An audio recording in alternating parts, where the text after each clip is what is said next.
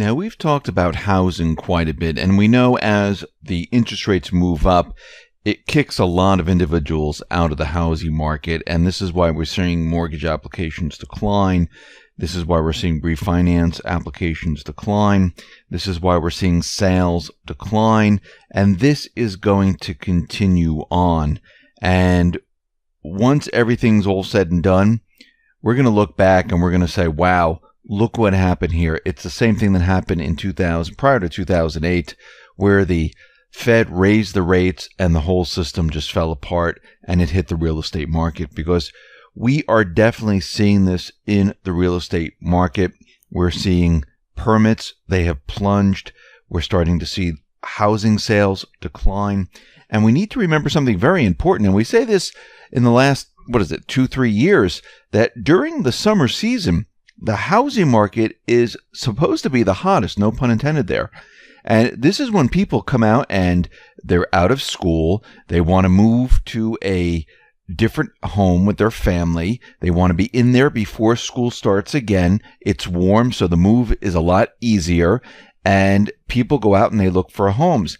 This is not happening. And what we're seeing right now is that permits, they are plunging. Now, housing starts, they moved up a little bit, but what they did was they went back in time and they revised the numbers to make the housing starts look a lot better. And they play with the numbers quite often. But when we look at this overall on a year-to-year basis, we're starting to see a decline in all of this. Actually, U.S. home builder stocks, they are declining. U.S. Housing Data Surprise Index, that is declining, and we're starting to see this hit everywhere. Now, what's very interesting is that maybe 2 or 3 reports back, we talked about the global yield, the curve, how it was inverted. Well, we're seeing the same thing with the corporate yield curve. It has just inverted, and we're starting to see this in all different areas right now. And when we look once again at a graph, when the corporate yield curve inverts, we enter a recession. And here we are once again, we're at that same exact time period. And basically, we're going to be running into a huge amount of trouble here. Now, every trough in the curve has always corresponded to some market crisis, whether the Asian crisis, the tech bubble, the great financial crisis, or the liquidity squeeze we are experiencing now. So every time we see this, we see something happen. Now we're starting to see all these indicators point to the same exact thing. And Paul Tudor Jones warns that the next recession is going to be really frightening. And this is coming from global macro trader Paul Tudor Jones, is warning that the asset prices are too high. He's concerned about what the next recession might look like. The market right now is jacked up and ready to go. And he added that it's like pouring lighter fluid on an already lit fire. We don't have any stabilizers. During the financial crisis, central banks had a lot of room to ease monetary policy, and governments had more flexibility to push stimulative fiscal policy. Today, there's less room and flexibility. The next recession is really frightening because we don't have any stabilizers. We'll have monetary policy, which will exhaust really quickly, but we don't have any fiscal stabilizers.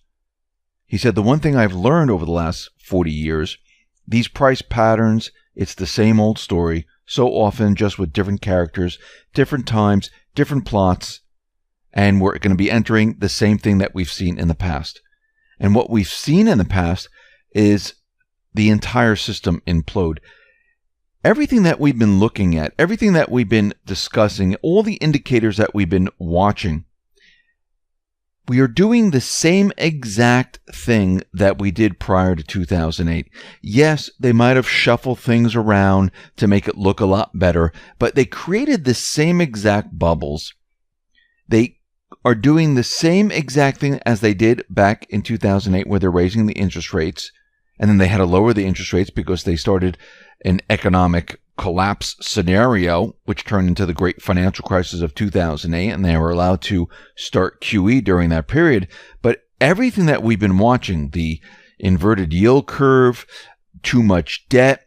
Everything is pretty much the same. I mean, it's rhyming really, really well with what happened back in 2008. And this all means that this system is not going to last. I mean, think about how many indicators we have covered so far that have been showing us that we are headed towards a recession, depression, collapse. Now, I think we've been in a recession for quite a while, and I think what the government has done and central banks have done is they've manipulated the data so much that nobody can even tell anymore if we're in a recession until everything starts to really collapse. And I think that's what they've done to this point. They've manipulated everything so much. The stock market, GDP numbers, unemployment numbers. Corporations been buying back their own stock, faking their earnings and their profits. The loans that have been taken out with the shadow banking system has been pushed off from the big banks onto the little banks, and they've been shuffling all this stuff around. And as the Fed is raising rates and as they're tightening, we're starting to see cracks in the system. And as we move forward, we're going to see a lot more cracks appear. Now, Russia and India, they've made a military deal, and they decided that they were going to bypass U.S. sanctions by using the rupee and the ruble in bilateral trade involving their military equipment deal. Some $2 billion in weapons deals between India and Russia have been hit as a result of the recent U.S. sanctions. So the countries said, you know something, why don't we just bypass this? Why do we need to use the dollar? We don't. We'll just use another form of currency. And that's what they did. This is how countries get around all these ridiculous sanctions. The sanctions really don't do anything right now. Now, yesterday we mentioned that Russia was dumping, U.S. treasuries. And we also noticed that China and many other countries have been dumping U.S. treasuries. But what's very interesting is that Russia came out and they gave us the reason why they're dumping U.S. treasuries. They're saying they're dumping them because they want to keep their reserves safe. And the Central Bank of Russia went on to say, and this used to be a private Western central bank, which was controlled by the Rothschilds, but Putin stepped in and took control of the private Western central bank. And this is why Russia is the enemy right now. This is normally what happens. This is why the corporate media, all those individuals in the deep state, continually push the idea that Russia is the enemy, because they moved away from the Rothschild private Western central bank system, and any country that does this, they are now the enemy. And what we're seeing right now is many countries out there, they're realizing and they're understanding that they need to repatriate their gold. They need to move away from the dollar. They need to have bilateral trade with other countries outside of the dollar, and they're all doing this to protect themselves. So this next collapse of this system, it's going to be very difficult for many people.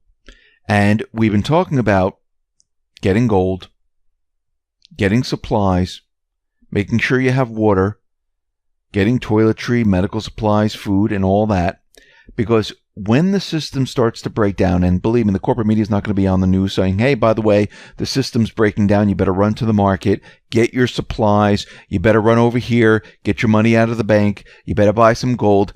They're not going to tell you any of this. Actually, they're going to mention this at the last possible second when everything is falling apart. That's when they'll say, oh, look, the stock market came down. As we've been seeing, it's been bobbing up and down and hasn't been really making any new highs lately, which is another sign. And they're just going to basically, at the last second, tell you that things are not going well. And at that time, it's going to be too late. You will not be able to purchase gold. You will not be able to, most likely, to purchase any cryptocurrencies. You will not be able to get food, because what happens in these situations, like we saw back in 2008, we had a credit crisis. Credit was freezing up. Banking systems were freezing up. This is why the central bank, the Fed, had to create currency like crazy and feed it into the system. They've already done this. They already have $4.5 trillion on the books. They're trying to get rid of it.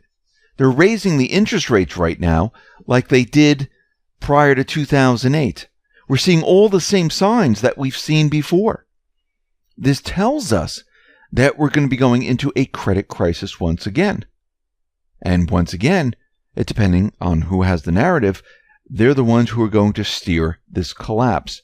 This is not about avoiding the collapse or putting the collapse on hold.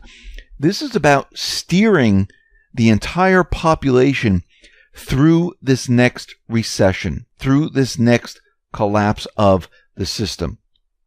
And this is going to be a collapse of the central banking system. And we need to remember the central banking system, they would like to have the narrative because they want to start this whole system over again. They thought they were going to have a better story because they thought they were going to use an event like war or something like that to explain away why their system failed, but they won't tell you it failed, but that's the whole reason it failed and why they needed to restart it someplace else. That they were going to make up a whole story and how everyone needed to, buckle in. Everyone needed to sacrifice.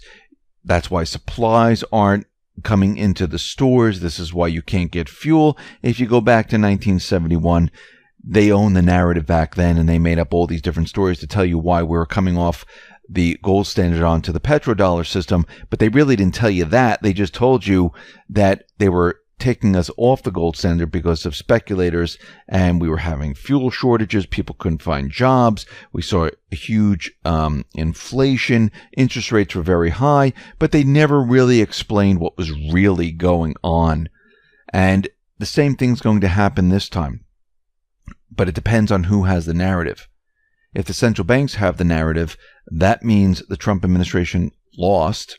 That means the central bank has the control, the deep state has control, and they're going to make up a story to tell you why all of this is happening. Most likely blame this on Trump and Russia and whatever else they're going to make up. If Trump has the narrative, basically they're going to tell you that we're coming off a central banking system. We're moving on to a people system. They might not use those words, but all of this is going to be done to help the population.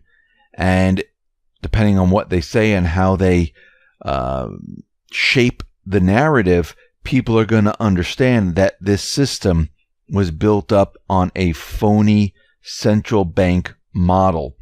And basically, to push this narrative forward, the blame will have to be on the central banking system, where there might need to be an audit to see what they were actually doing. And of course, they're going to find a lot of stuff.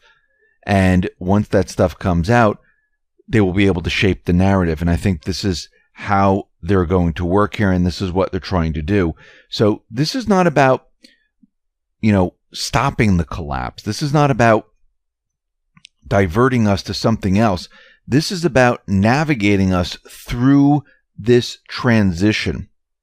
And we will need to be navigated through this transition because it is going to be quite rough. And for those people who aren't prepared, it's going to be very difficult. Think about what Russia went through when they were coming off their old system and bringing into a new system. A lot of people couldn't find food. There was no food or items on the shelves of stores. People couldn't get funds out of the bank. We saw this in many other countries. We're going to go through the same exact thing, and it's going to be a very bumpy ride. And for those people who are not prepared whatsoever, it's going to be very difficult for these individuals. Think about the Great Depression, when people couldn't find jobs and people couldn't get food. People didn't have money. They needed to have other people live in their homes to help make ends meet. We're going to be going through the same exact thing. And it's going to be very difficult for many, many people who aren't prepared, especially those people who haven't really been paying attention. So you need to be ready. You need to be prepared to be brought through this transition. And hopefully we all get through it in one piece if we plan correctly.